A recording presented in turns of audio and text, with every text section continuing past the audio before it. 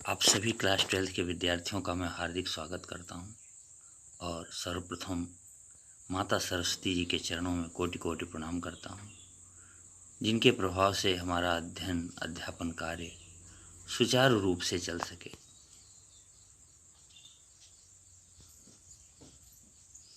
यह माता सरस्वती जी श्वेत वस्त्र और श्वेत पुष्प को पसंद करने वाली हम लोगों के जीवन में भी श्वेत यश विस्तारार्थ, हमारे कल्याणार्थ हमें आशीर्वाद प्रदान करें। और हम कुंवर नारायण जी, जिन्होंने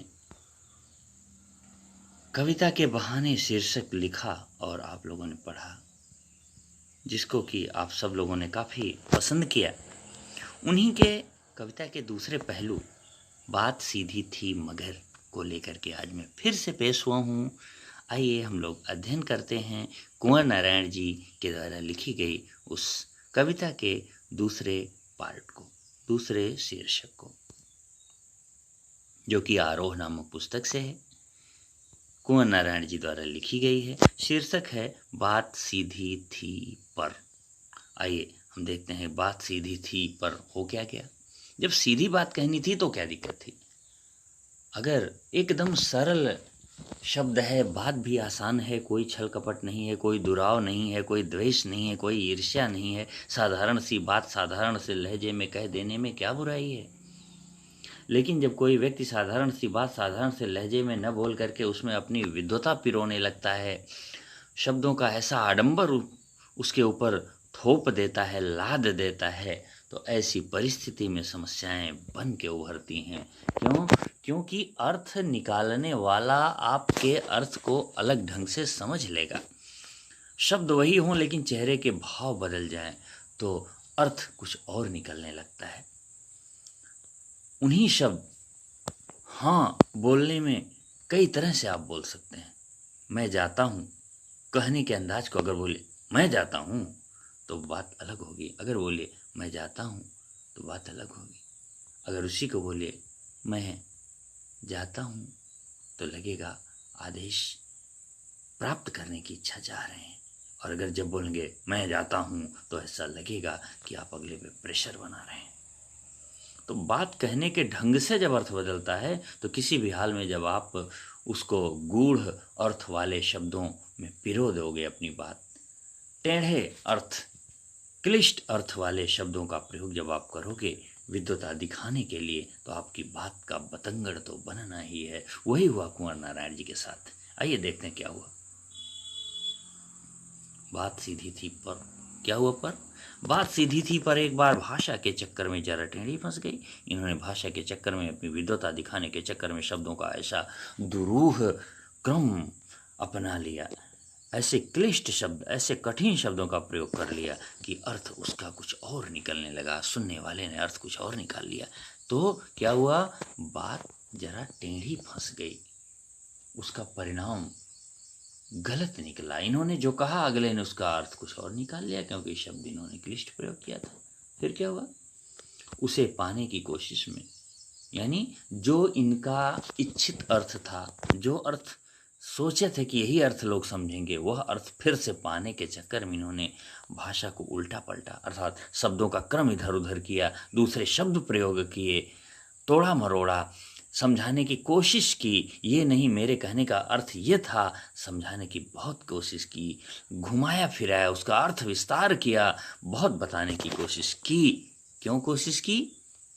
क्योंकि या तो बात बन जाए, या तो मेरा अर्थ, अपेक्षित अर्थ अगला समझे, और अगर अर्थ न समझे तो मैं अपनी बात वापस ले लूं। लेकिन आप जानते हैं, कमान से निकले हुए तीर, जुबान से निकले हुए शब्द कभी वापस नहीं आते। लगी हुई चोट एक दिन भर जाती है, लेकिन कहे गए शब्द कभी भूलते नहीं।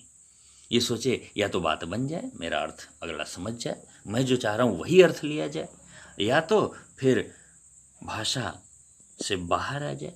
अर्थात कहने का मतलब है, मैं भाषा को अब से सरल कर दूं, लेकिन जो पहले बोल दिए थे उसको लौटा तो नहीं सकते ना। बाद में कैसे आप सरल करोगे? अगला बोलेगा पहले तो आप यही बोले थे, वही अर्थ मुझे लगा, या आप बाद में हमको उल्लू बना रहे हो, ऐसी समस्या आने लगेगी। इसी तरह कुंवर नारायण जी भी फंस गए। लेकिन इससे भाषा के साथ साथ बात और भी पेचीदा होती चली गई।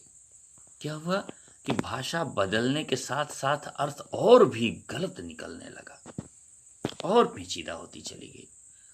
यानी बनाने को निकले थे, बिगड़ता चला गया। हम बड़े, जैसे जीवन की बात, हम कहते हैं हम बड़े हो रहे हैं, लेकिन ये नहीं कहते हमारे अंदर छल कपट जैसी बुराइयां घर की करती चली जा रही हैं। हम उतने निश्चल नहीं रह जा रहे हैं, हम उतने प्रेमी नहीं रह जा रहे हैं। वैसे ही इनकी भाषा बदलने के साथ साथ, शब्दों का परिवर्तन करने के साथ साथ बात का और भी उल्टा अर्थ सामने वाले ने लगा लिया। कहाँ बात बननी थी, कहाँ बिगड़ती चली गई। तो परिणाम क्या हुआ? सारी मुश्किल को धैर्य से समझे बिना, और ये जो सारी मुश्किलें उत्पन्न हो रही थी, अर्थ और भी उल्टा होता चला जा रहा था, उसको मैंने धीरज से समझा नहीं, धैर्य नहीं धारण किया। अगर मैंने धैर्य रखा होता, हिम्मत रखी होती, पेशेंस रखा होता, तो उसको मैं समझ लेता, और समझने से होता क्या, उसकी पेंच खुल जाती। लेकिन मुझे विद्वता का घमंड तब भी था, और मैं जबरदस्ती उसको ठीक कर लेना चाहता था। और जैसे किसी पेंच, किसी चूड़ीदार कील पेंच को खोला जाए तो वह जितनी धंसी होगी, जितनी चुभी होगी, उतना वापस आ सकती है। लेकिन उसको अगर और कस के और उस पेंच को घुमा के चाहोगे कि किसी लकड़ी में कील प्रवेश कर जाए, जो कि मूव करके पेश कर घुसती हो, पेशाती हो, घुसती हो, जितनी बार उसको आप घुमाएंगे उतनी बार वो और टेढ़ी होती चली जाएगी। वो कभी आसान नहीं होगी। अगर किसी पेंच को किसी चूड़ीदार चीज़ में कसना हो और उसकी चूड़ी तिरछी हो जाए, आप जितना ही और कसोगे उतना और टाइट और बेकार हो जाएगी। वो किसी तरीके से अच्छी नहीं होगी। उसको वापस करके दोबारा लगाना ही उचित उपाय होता है। मैं पेंच को खोलने के बजाय उसे बेतरह, मतलब बेमुरव्वत कसता चला जा रहा था।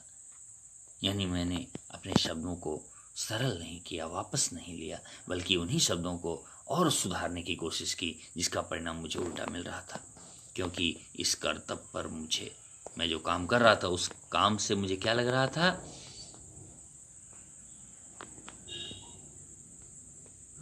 साफ सुनाई दे रही थी तमाशबीनों की शाबाशी और वाहवाह। जैसे कोई तमाशा दिखाने आया हुआ हो और उसको कोई शाबाशी दे।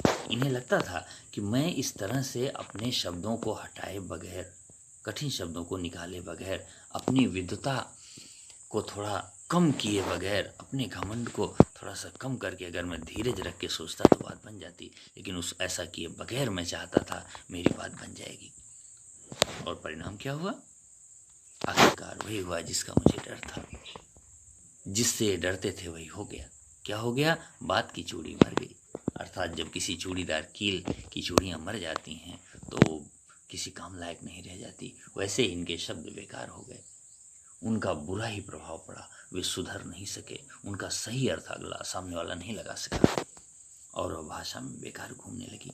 जैसे कोई कील जब उसकी चूड़ी मर जाती है तो वह फालतू में घूमती है, उसका कोई कसाव नहीं रहता, वैसे ही वह घूमने लगी। हार कर मैंने उसे कील की तरह उसी जगह ठोंक दिया। तो जैसे किसी कील को जब उसकी चूड़ी मर जाए तो उसको हथौड़ी लेके पीट दिया जाता है कि चलो थोड़ा बहुत तो पकड़ बनाएगी, भले दोबारा खुले न खुले, वैसे ही इन्होंने हार करके उस कील की तरह उसी जगह ठोक, यानी कह दिया कि चलो मैंने कह दिया तो कह दिया, जो मर्जी सो अर्थ निकाल लो आप, इससे मुझे कोई डर नहीं। ऐसा कुछ इन्होंने कह करके अपना पिंड छुड़ाने की कोशिश की। लेकिन यह कहना तो बेवकूफ़ी साबित हो सकती है। अर्थात भाषा में विद्वता दिखाने के बजाय सरल शब्दों का प्रयोग करना जायज़ और उत्तम है, श्रेष्ठ है, और उसी से आपका मनोवांछित फल, मनोवांछित अर्थ प्राप्त हो सकता है। जबरदस्ती और क्लिष्ट शब्दों के प्रयोग से आप अपनी भाषा को नष्ट कर सकते हैं, अपना प्रभाव खो सकते हैं, उससे आप प्रभावी नहीं बन सकते हैं। आज के लिए बस इतना ही। आपको बहुत बहुत धन्यवाद। मैं चाहूँगा कि आप जिस तरह की अर्थ व्याख्या लगी हो उस तरह का कमेंट आप ज़रूर करें। मुझे उम्मीद है कि आपको ज़रूर समझ में आया होगा। आप अपने विचार वीडियो के नीचे कमेंट बॉक्स में ज़रूर रखें। बहुत बहुत धन्यवाद।